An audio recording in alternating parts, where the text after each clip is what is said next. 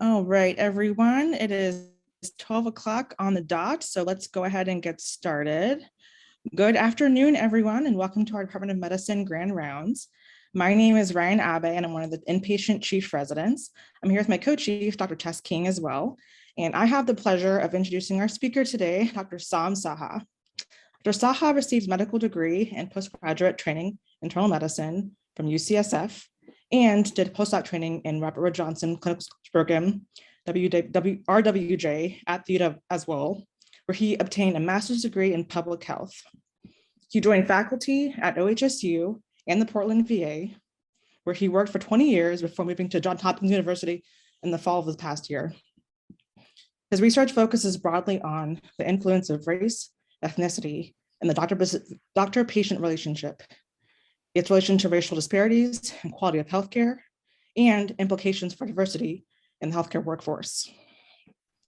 He's recognized with the Herbert W. Nickens Award from SGIM and AAMC for contributing to diversity, equity, and justice in healthcare and medical education, and on the advisory committee for AAMC Holistic Review Project. He'll talk to us today about race, racism, and the patient-physician relationship. As a reminder, post your questions to the chat, and Tess and I will pose them to our speaker at the end of the presentation. So without further ado, I'll turn over the stage to Dr. Saha. Thank you for joining us. Okay, well, thank you, Ryan. Thank you very much for inviting me to give this talk. I am, I think, obligated to disclose that I have no disclosures to report. I want to just say I'm really grateful to give Grand Rounds at the UW in particular, because this is the place where I started my career as a clinician researcher. I was in the Robert Wood Johnson Clinical Scholars Program, as Ryan mentioned, and I was trained by this top row of people, this wonderful group of people. Some of whom I think are still at the UW, and I learned a great deal from my classmates who are down here at the bottom row, who I think some of whom are also still here. So I want to start with this because my interest in the topic that I'm going to talk to you about today started when I was a resident and fellow. You know, what was happening at the time, I sort of was finishing residency and starting fellowship, was that there was this flood of studies showing that people of different racial and ethnic groups got different types of healthcare from our system. And I think, you know, it's become sort of a common knowledge now. This is, you know, a problem that's persisted for a long time. But at the time that I was sort of in my residency, this was, it was kind of alarming, such that, you know, all of these racial disparity studies were published in high profile journals and reported in the New York Times. And it seemed like there was a new one coming out every other week. So, you know, I wasn't really, when I was a resident, I wasn't really thinking that I was going to do research, but I got interested in this topic and applied to do my fellowship and ended up in Seattle. So another thing that was happening at the very same time as I was finishing my residency and starting fellowship was that the policies that we used to recognize the effect of racism on people's experiences and opportunities in this country, which we called affirmative action policies, were starting to be overturned. So as I was leaving UCSF and getting ready to come to Seattle,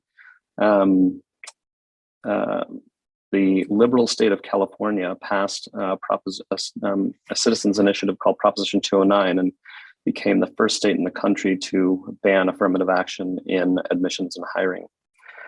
I then moved to Washington, and during my fellowship, the relatively liberal state of Washington became the second state in the country to ban affirmative action. And all of this was happening around the time that I was sort of in my research training. And you know, at the people started to do studies of one of the things that people were worried about was, you know, what's going to happen in our world of medicine was what's going to happen to the physician workforce if we ban affirmative action. And some people looked at what was happening to medical school matriculation in California and Washington compared to other states after the affirmative action bans, and they found that the trend was was downward in both of those states after compared to before the laws were passed. Now, these slopes may not look very dramatic, but keep in mind that at the time we were really kind of pushing the gas pedal on trying to diversify the physician workforce. This was what the physician workforce looked like around that time for Black, Hispanic, and American Indian people. Basically, as everybody knows, these are groups that are underrepresented in medicine, and the efforts we were trying to make were all in the direction of trying to lift those numbers so that they got somewhere in the ballpark of their representation in the population. So you can see, for instance, 12% of Americans at the time identified as Black, whereas only 4% of physicians did. So basically, you know, this was a time when we were losing ground on diversifying the physician workforce. And I got interested in the idea of, you know, whether there was a connection. Is there a connection between disparities in healthcare delivery and disparities in the healthcare workforce? Basically, if you were white in this country, there was an 85% chance you would see a physician of your own race. The studies showed that you tended to get more care and you got higher quality care. If you were Black or Latino, you had about 25% chance of seeing someone of your own race or ethnicity. And probabilistically speaking, you were likely to get less care and lower quality care. So I was interested in this question, and that it was around the time that I entered fellowship at the University of Washington. And as it turned out, sort of this data set fell in my lap.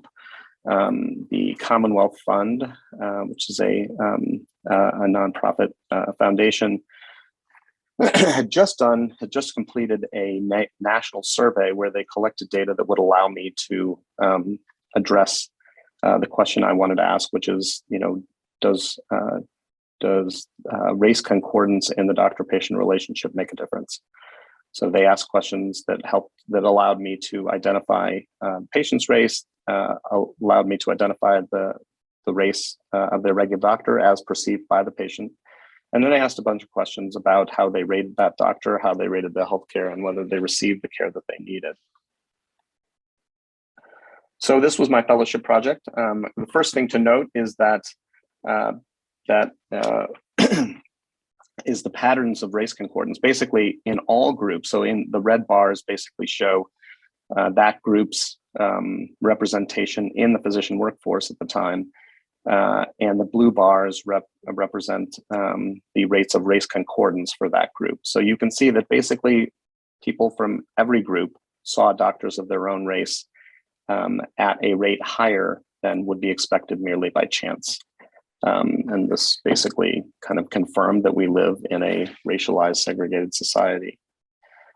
What's most remarkable is these bars over here, where basically Black and Latino patients were seeing physicians of their own race and ethnicity at a rate of 25 to 30%, when those physicians represented about 4 to 6% of the physician workforce. So the disproportionate pairing of Black and Latino patients with Black and Latino physicians was quite remarkable.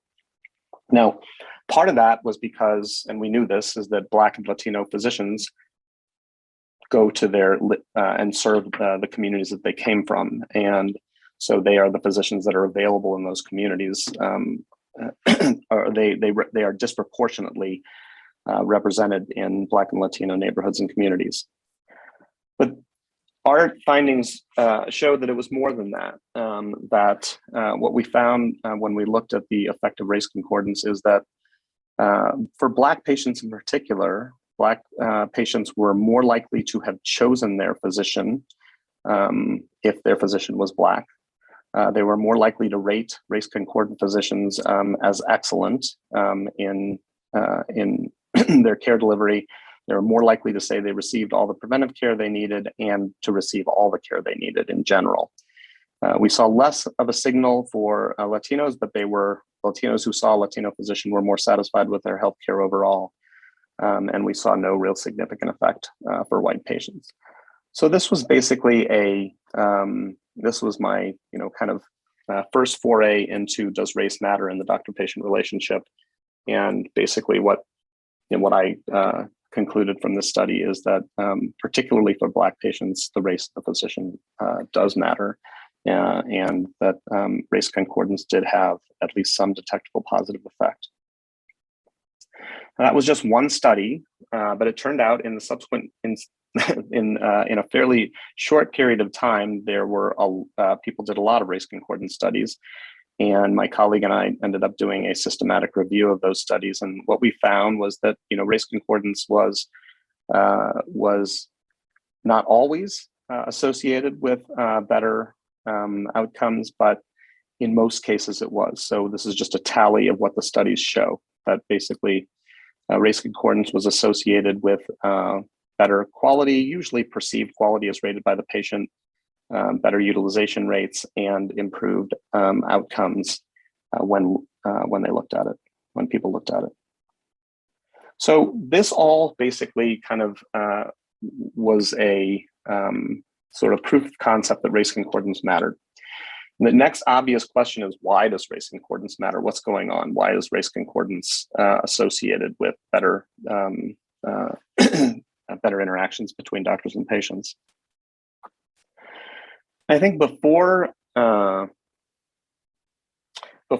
sort of diving into why does race concordance matter, I think it's important to understand why race matters. And I think people have a lot of different conceptions of the concept of race, and I just wanted to sort of establish the definitions that I work with, because I think particularly in medicine, race has been thought of as a marker of ancestry, and it is ancestry in the sense that it represents heritage and genetics that are passed down over generations. If you dig into the history of race and how it came about, and I suspect that many of you already are well aware of this, there's more to it. So basically, my definition of race is that it's a system of subdividing humans into groups based on physical features and geographic heritage, aka continental origin, that has been used primarily as a mechanism to justify social hierarchies, oppression, segregation, and the distribution of power and resources. So the issue is that race is to some degree, a marker of ancestry, because it was designed to sort of classify people according to which continents they came from. But it was not designed primarily for that purpose. The evil genius of sort of race as a concept is that it was really designed to basically create social strata, but it had the kind of legitimacy of of differences by physical feature and geographic origin. So, and I think that's why it's persisted so long, is that it has that sort of that air of scientific legitimacy.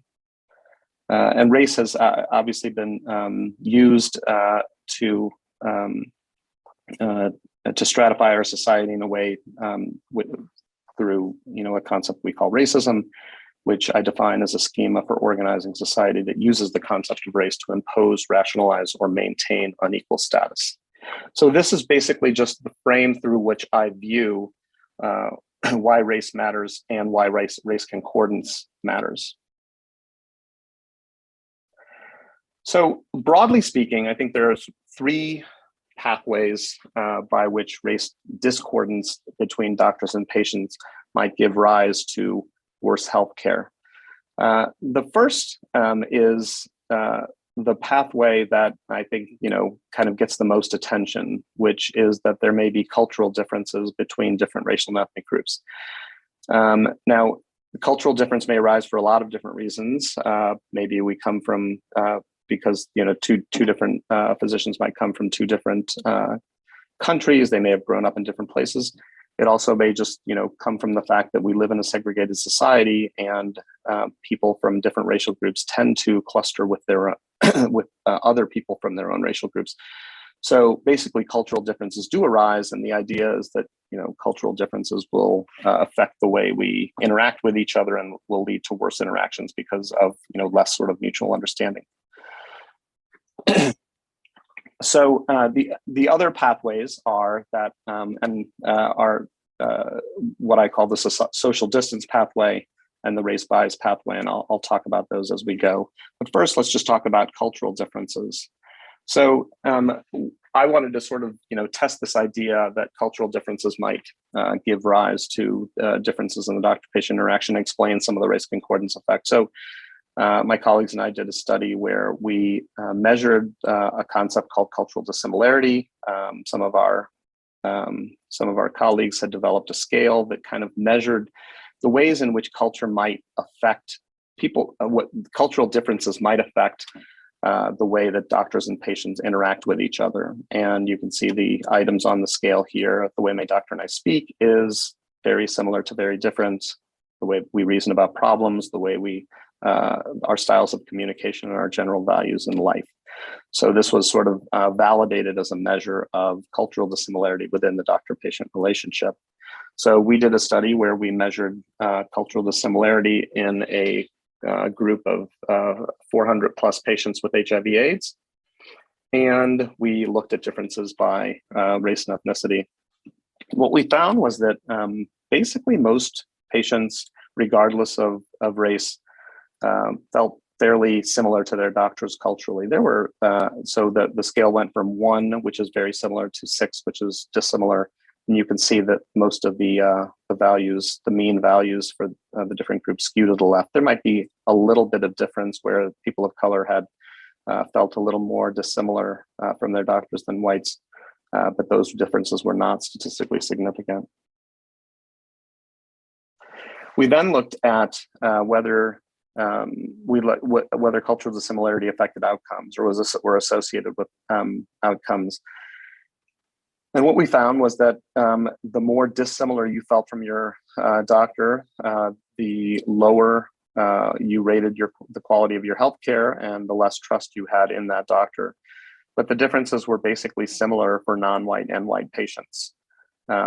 And then we found that cultural dissimilarity didn't really affect downstream outcomes like adherence and viral suppression among patients with HIV. So all of this sort of, and we've done other studies to look at the concept of cultural similarity and dissimilarity. Basically, there is some hint that cultural dissimilarity does affect doctor-patient interactions, but it's not a strong effect. So the next pathway I want to talk about is the social distance pathway. And the idea here is that we live in a society, a racist, segregated society, where people who are in groups that experience discrimination and racism may sort of hold other groups at arm's length for understandable reasons. So if you are in one of the lower tiers of our caste system, you may hold the people in the upper tiers at arm's length. And that basically what that would mean is that that there might be this is what I call social distance. There might be a social distance between doctor and patient before the relationship ever begins, because we live in a racialized society. And someone from a different race is considered to be less trustworthy. So we wanted to do a study to test the social distance hypothesis. And we did this by doing an experimental study where we created these video vignettes where we hired actors to portray physicians, and we basically, as you can see, we hired, we varied the actors by race, gender, and age, and we basically gave them all the same script, and so they all basically filmed a vignette where they said the exact same thing, and the scenario was that they were cardiologists who were meeting with a patient after they had had a cath showing 3-vessel disease, and they basically had a conversation with the patient, and in the end recommended that they have coronary bypass surgery. And then we took these videos and we randomized, we recruited patients out of clinics, and we randomly assigned them to see one of these videos. So each subject in our study viewed one of these vignettes, and then they basically, we asked them to kind of rate the doctor on a variety of measures, the doctor that they saw, and we asked them if they were the patient in the video, how likely they were to follow the doctor's recommendation to have bypass surgery. And so here's what we found. Among white patients, we really saw no concordance effect. It didn't really matter who what the race of the physician didn't matter. And this is sort of what we expected, because, white patients generally don't have to think about race that much, being at the top of the caste system. So we really didn't expect the race of the doctor to matter for white patients. For Black patients, we found that it mattered a lot. So the Black patients who were randomized to see a vignette with a Black doctor basically rated that doctor higher than those who saw a white doctor on every dimension that we met, every interpersonal dimension that we measured. And the results were, as you can see, were highly significant. Then when we asked about sort of their decision-making, we asked, how necessary do you think bypass surgery is for the patient in this video? How likely would you be to have the surgery if you were this patient? Would you get a second opinion? And how do you weigh the benefits versus the risks? And again, for white patients, we saw no effect of clinician race, which is what we expected. And for Black patients, we saw that the race of the physician mattered. So given the same exact information in the same exact way, Black patients were more likely to basically think that this surgery was necessary, that they say that they would probably have it if they were the patient, and were less likely to say that they would get a second opinion. They rated the benefits and risks similarly, which was comforting to us because we gave them similar benefits and risk information in every scenario because they were standardized. So this study basically, for us, I think kind of, again, this was sort of a test of concept study to see if race concordance has an effect even before the relationship starts, independent of any behavior on the part of the doctor. Does the fact that we live in a racialized society create distance at the get-go? And the answer was yes. Okay, so the last pathway I want to talk about is the race bias pathway. And the idea here is that we most of us, harbor biases about people from different racial groups, and that may lead us to treat people differently. Race bias, I think many of you are familiar with the concept of race bias. It is basically an association of racial groups with positive or negative qualities. It can manifest as negative feelings or judgments, which we call prejudice, with overgeneralized beliefs about an individual, which we call stereotyping, or with differential treatment, which we call discrimination. Race bias can be explicit, meaning it's conscious and intentional. That tends to be less common in the 21st century than it was maybe 50 years ago. But race bias can also, as you all know can be unconscious and automatic. It can work in our unconscious brains and affect the way we think, view people, and behave in ways that we're not even aware of. And that remains highly prevalent in this day and age. The way that we measure race bias most commonly is through something called the Race Implicit Association Test, or the IAT. There's a lot of controversy about the IAT. People argue about its validity, but it still is the most common and the most widely used way of measuring unconscious bias. I think it's fair to say that measuring unconscious attitudes is very difficult to do. And the group of people who designed the IAT, including Tony Greenwald, who is at the University of Washington, I think deserve credit for developing a very innovative way of measuring unconscious attitudes. If you haven't ever done the IAT, you can do so at this website, implicit.harvard.edu. Basically, it's kind of fun. It's a video game. Basically, you're thrown a series of faces and words. The faces for the race IAT are black faces and white faces, and the words are good or bad.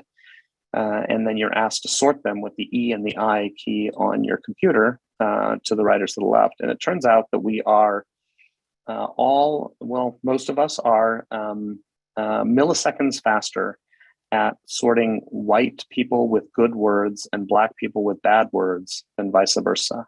And the milliseconds difference turns into an IAT score that has been validated as a measure of implicit bias. So IAT scores range from -2 to +2. The negative scores represent an implicit preference for black people. Positive scores represent an implicit preference for white people. And you can see the range of typical scores tilts towards a pro-white bias. So are we as physicians biased? Do we have a pro-white bias? And I think most people know that it turns out we do. There have been a series of studies looking at physicians' IAT scores. Some of these studies have been done by Janice Sabin here at the University of Washington. So you can see at the top, physicians who the IAT site at Harvard basically collects data on demographics. And so you can sort of get data on IAT scores by people's professions. Physicians have IAT scores on average of 0.39, which is considered a moderate degree of pro-white bias. It turns out lawyers have slightly lower implicit bias scores than physicians, which is somewhat disturbing to me, and PhD scientists as well. The people as you can see, the people in this group that do not have a pro-white bias are black physicians. So black physicians tend to be neutral, but you can see that they don't have a pro-black bias on average. They are sort of right around 0. And then Janice did a study where she reported that pediatricians at the UW tend to have a more slight level of bias, which I'm not sure why. I think maybe we might just all have to admit that pediatricians are better people than we are. Okay, so we have implicit bias. Then the question becomes, does it actually manifest in the way we take care of patients? And there are a few studies that have looked at this. I'm going to talk about one study that we did that suggests that we do have an implicit bias that operates in our interactions with patients. So we do a lot of studies where we audio record doctor-patient visits, and then we analyze them using a variety of measures. And in this study, we looked at how physicians respond to patients' highly emotional concerns. And we coded the responses of the physicians to each time a patient brought up a concern that was emotional. And the responses could be just neutral, sort of allowing the patient to continue talking, acknowledging the patient's concern, exploring it further, expressing empathy, giving them advice, or blocking or ignoring, meaning basically diverting attention away to a different subject or just not talking about it at all. And the thing I want to point your attention to is this difference over here, which is that even though we, thankfully don't block or ignore patients that often, we do so a lot more frequently with Black patients than with white patients. Now, when we first found this, it was in a study where we weren't looking for race differences at all. We were basically looking at how physicians respond to emotional concerns in general. Race was one of the variables, and it sort of panned out as this result of Black patients being more likely to be ignored showed up. And so we then went to a completely separate data set and analyzed it in the same way, and we found the exact same finding. So it was a consistent and a somewhat concerning finding that basically we were ignoring Black patients' concerns. Then you might ask, this was just our categorization of how physicians responded to patients. Do patients actually feel ignored or dismissed by doctors? And it turns out the answer is yes. So in another study where we weren't really focusing on this particular issue, we were asking people from different racial and ethnic groups what respect meant to them in healthcare interactions. And one of the most prominent findings in our study was this issue of being dismissed. And it showed up only for Black patients. We also did focus groups with Latino patients and white patients, and they didn't really bring up this issue. The Black patients brought it up repeatedly, and you can see some of the quotes here about basically, I know my own body, I know myself, whether that you want to believe it or not. Really, just a very consistent finding that Black patients felt like they were disbelieved when they brought up concerns to their doctors.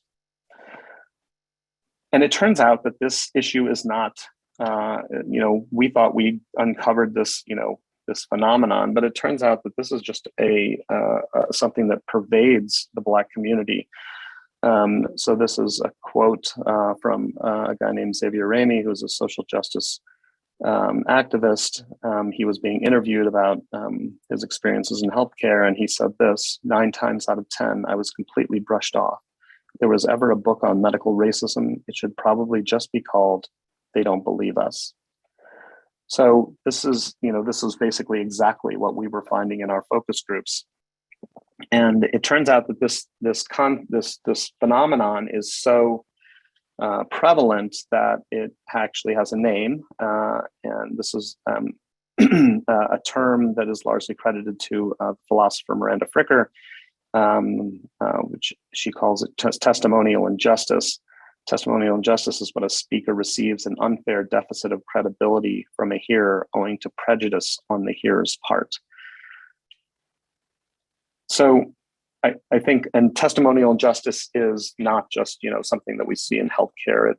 It is something that is associated with being African American across our social institutions. So this is just one example of the potential consequences of testimonial injustice. This is the African American scholar Skip Gates, one of the most famous. He's a Harvard professor. He's, kind of a celebrity. If you watch news channels, you'll see him pop up frequently.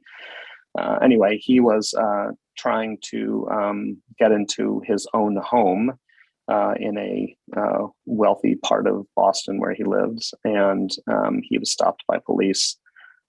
He tried to tell them that he was just trying to get into his own home, but they did not believe that this Black man could live in a home like this. So they arrested him and took him in. So, I think, going back to the data that we collected, I think, there was plenty of evidence in our focus groups of this concept of testimonial injustice. And I think there are, the skeptical view of this may be that, maybe these are really sensitive people. Maybe we're not really treating people differently. These are, people are just basically looking for something to complain about now. Just, I will say that is not something that I would ever, a sentiment I would ever endorse, but it is something that I think people think, even if they don't say. It is the reason that I think we often hear the term perceived discrimination when people report discrimination, because really, it's hard to tell, like, is this really discrimination or is it not? So it turns out that a few years ago, my colleague, Mary Catherine Beach, had this idea of looking in medical records to see if there was evidence of bias in the way we talk about patients. And what she uncovered was that basically we're not very good about covering our tracks as physicians. I think we all know this. We are on our best behavior with patients, but when it comes time to write our notes, we sort of unleash all of our anger and frustration. And it turns out that if you look at medical records, there is lots of evidence to validate the testimonial injustice that Black patients complain about. We record data in a way that very clearly conveys that we don't believe patients. So we wanted to see if this was a pervasive phenomenon. So we looked for evidence of testimonial injustice in the medical record. We looked for what we call markers of doubt, the way that physicians conveyed their doubt of patients' testimony. And we looked for the use of discrediting verbs and adverbs, like, he claims he still has pain, she insists her pain is not improved. And also the use of quotes that might cast doubt on a patient's testimony. States his pain is still 10 out of 10 in quotes, because we don't really actually believe that it is. So we codified a sort of system for searching for these types of linguistic features, and we did a natural language processing analysis of about 10,000 notes. And basically, we found what I think we had hypothesized, which is that we use these linguistic features that convey doubt of the patient significantly more commonly for Black patients than for white patients. So this was sort of a validation that the testimonial injustice that Black patients were telling us about was actually documented in the medical record. The medical record, it turns out to be a sort of a treasure trove of detectable bias in healthcare, because again, this is, we are consciously aware that of our behavior, but when we get to the medical record, we often just sort of kind of let go of our best behavior, and we write whatever we want to write.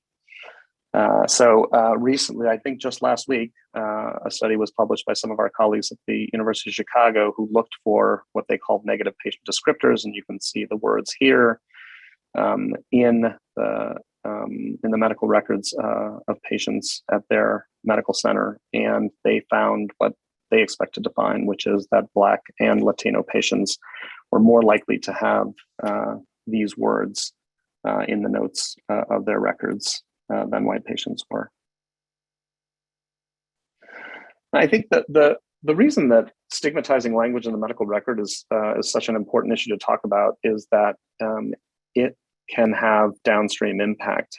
So I think we all know that often when we see patients, we look at their record and we sort of gather information about them before we even walk in the room. And some of that information may contain biases that shape the way we view that patient before we've even started the interaction.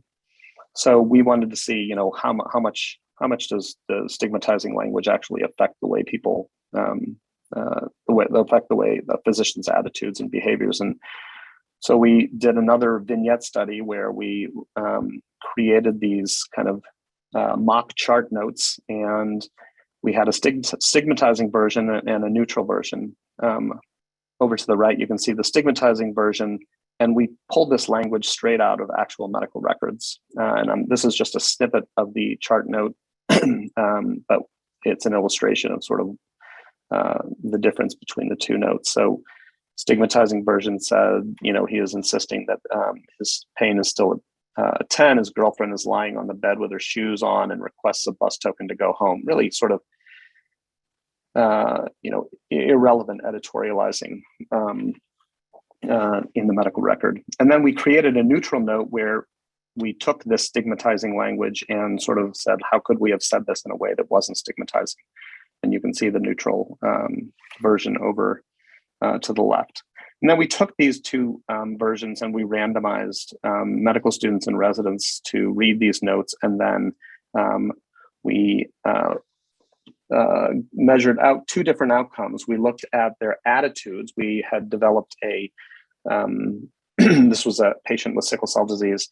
The scenario was a patient with sickle cell disease, and we had developed a scale of attitudes towards patients with sickle cell disease called the PASS, and we administered that after people read the notes. And what we found was that people basically had significantly worse attitudes towards the patient whose chart note had stigmatizing language.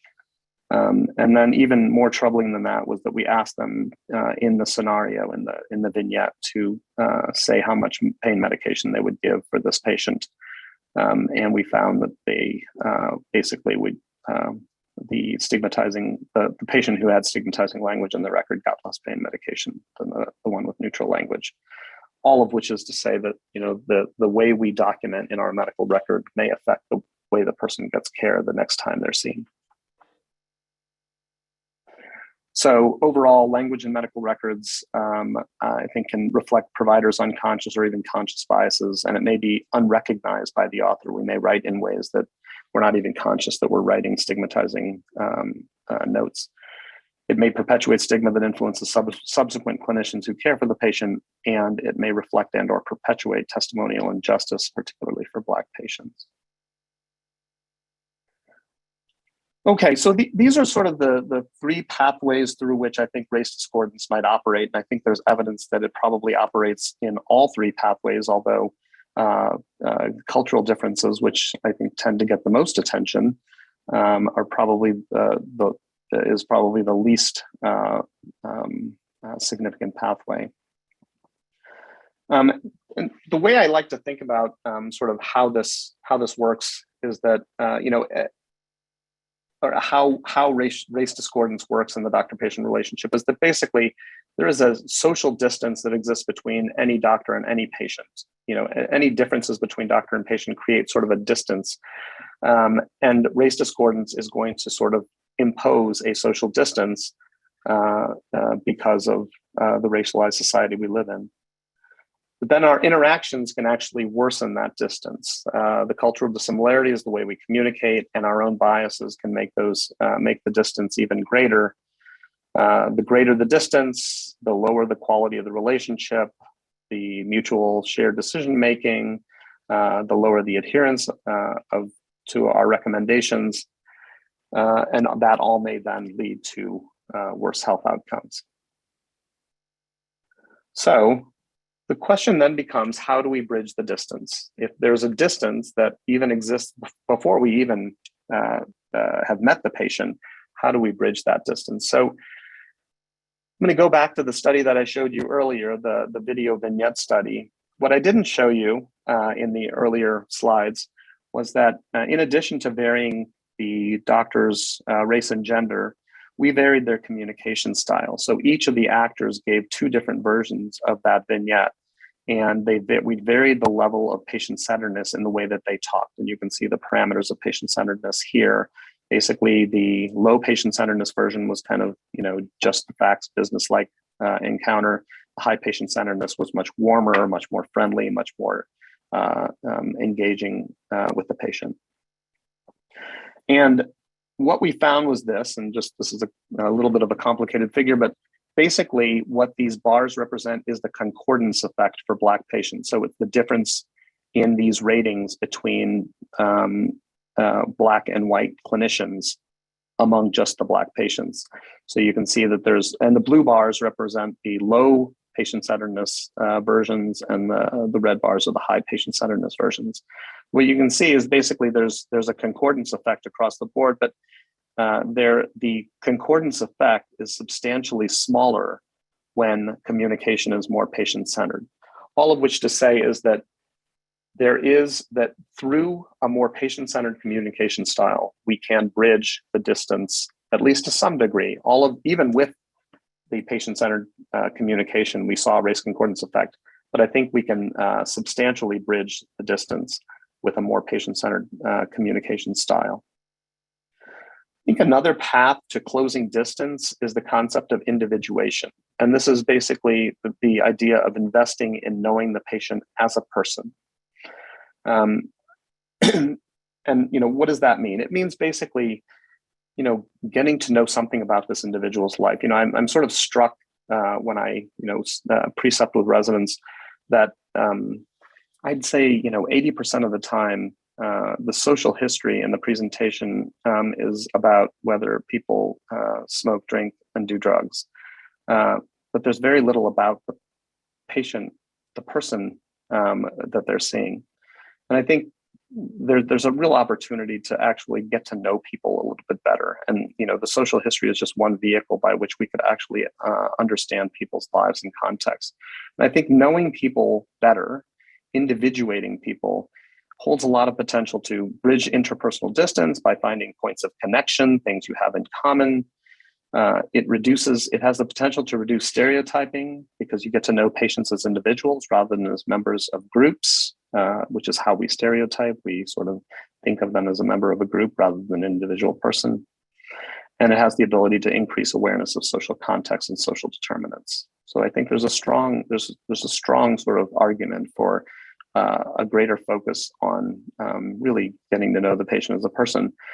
And I think, there's actually some evidence that it's not just a matter of, it's not just the right thing to do, it actually may affect outcomes. So this is a study that was done a while back that showed that among people infected with HIV, those who felt more known as a person by their doctor actually had higher adherence and were more likely to have undetectable viral loads.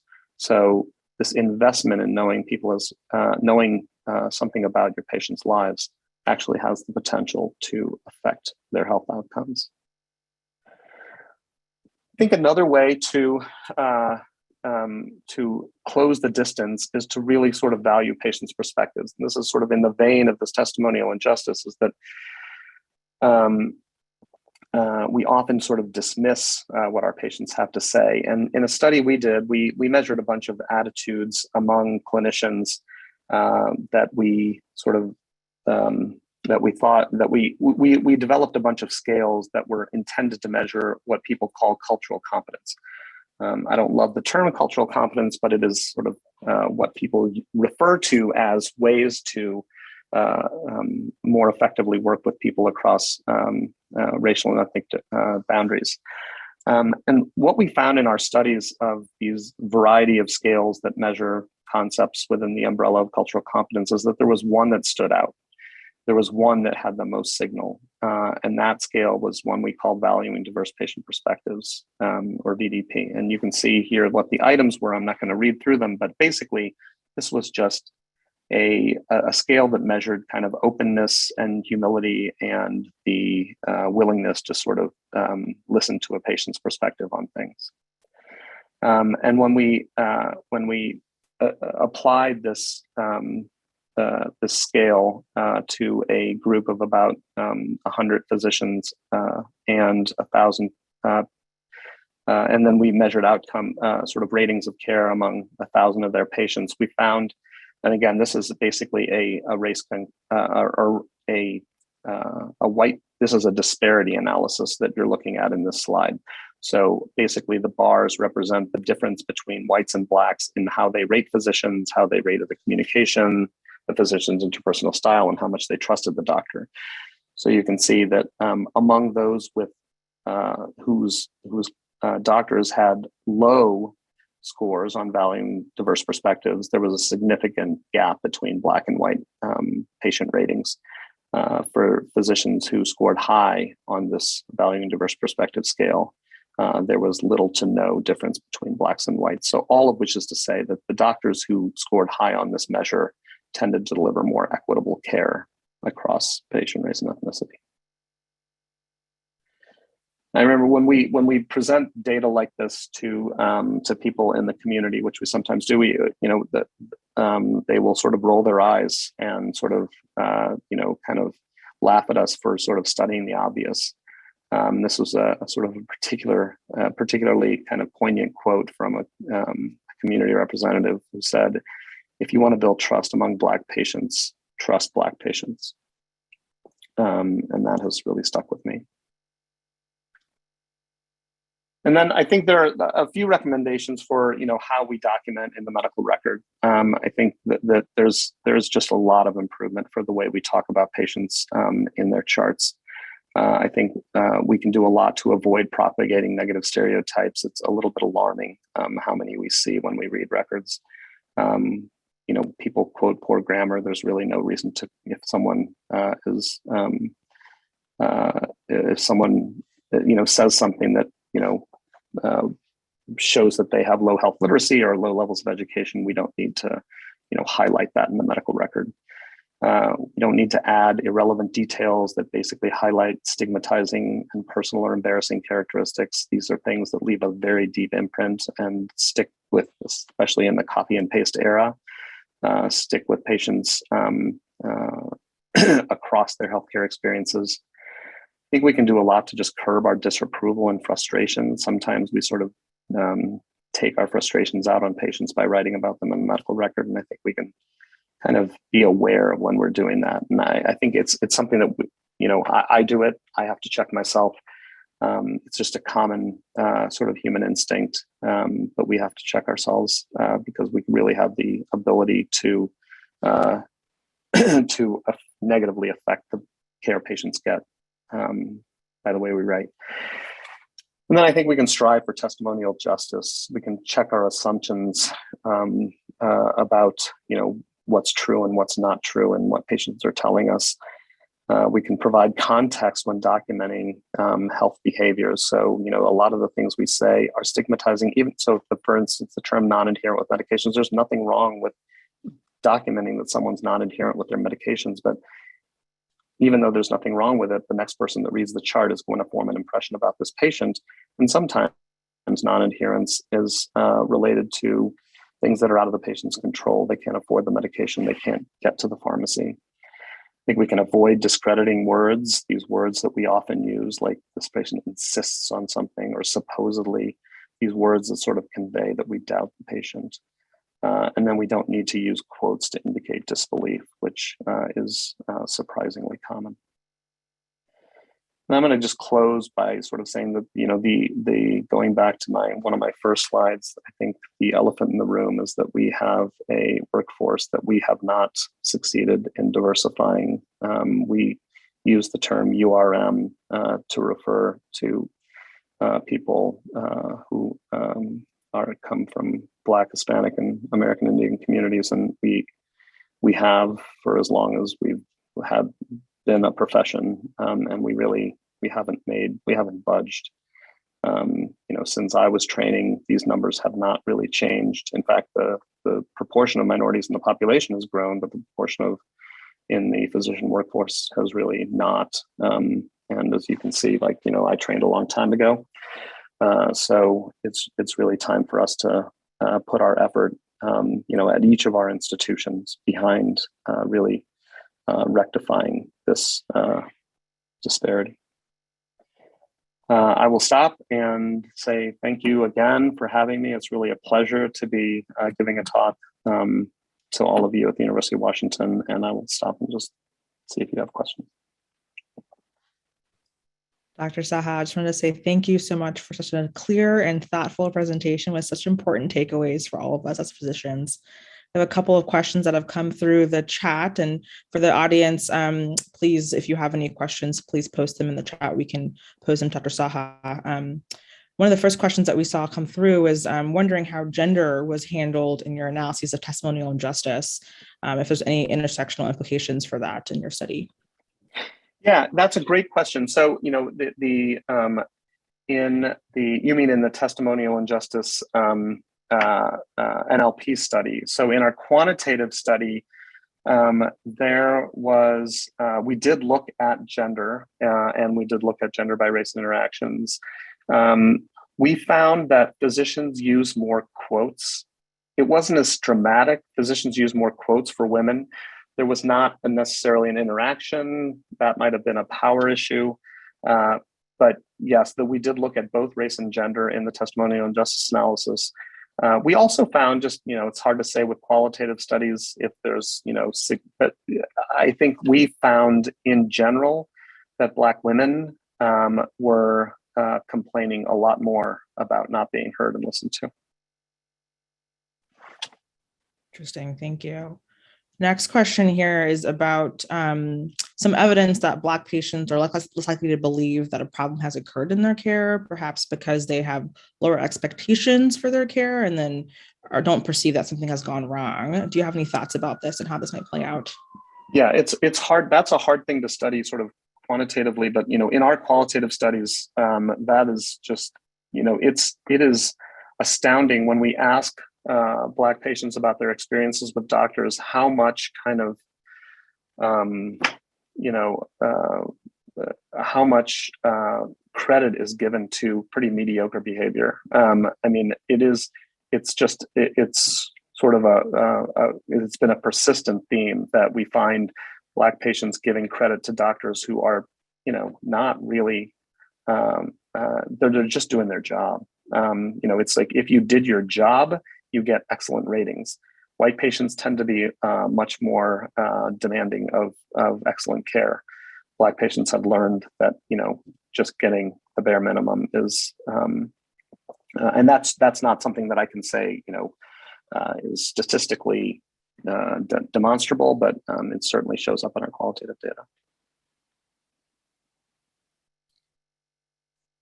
Another comment here is your comment about the social history and how we often gloss over getting to know our patients as individuals. How do you think we can maybe think about revamping information gathering from even the medical school level and how we teach taking a history from patients and how do we change our clinical practice to tend to patients' individual needs?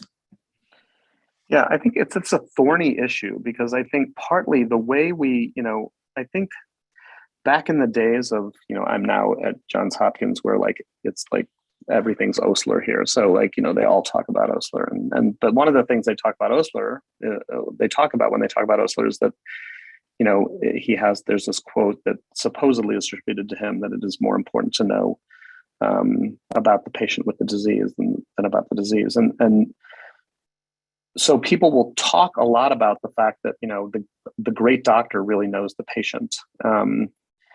But somehow that got lost. And I think a lot of it got lost frankly, in templating. I think the templated history, first of all, I think, you know, histories used to be more freeform. Now they're templated, makes it easier to teach how to take a history, but it also kind of, it dictates what we gather, what information we gather. And, you know, the template basically says tobacco, alcohol, drug use. And it doesn't say, you know, like social context, family. It doesn't say any of those things. Frankly, I think, you know, maybe we have to template it. Maybe we have to actually, because then if medical students learn to sort of fill out the template and we add it to the template, the problem is that we don't get billing credit. And nowadays we only sort of template things that, you know, are going to sort of allow us to, you know, give a higher E&M code. So I think it's an issue, but I think we can, as residents and attending physicians, model the idea that, you know, just knowing one thing about a person, just knowing that that patient has a dog at home that they love, knowing that the person, like, you know, has a grandson who they're proud of, just one thing. Like, so that's, I think, you know, on the wards, I try to get my students to just say, like, tell me one thing about this patient's life, just one. You don't have to go and belabor their entire life story, but just tell me something. I love that approach. Well, we are officially out of time. It's 1:00 on the dot, but I wanted to thank you again for an excellent, excellent talk and for your time joining us today this afternoon. And for everyone in the audience, have a good rest of your day. Take care. Thanks. Have a great weekend. Thank you all.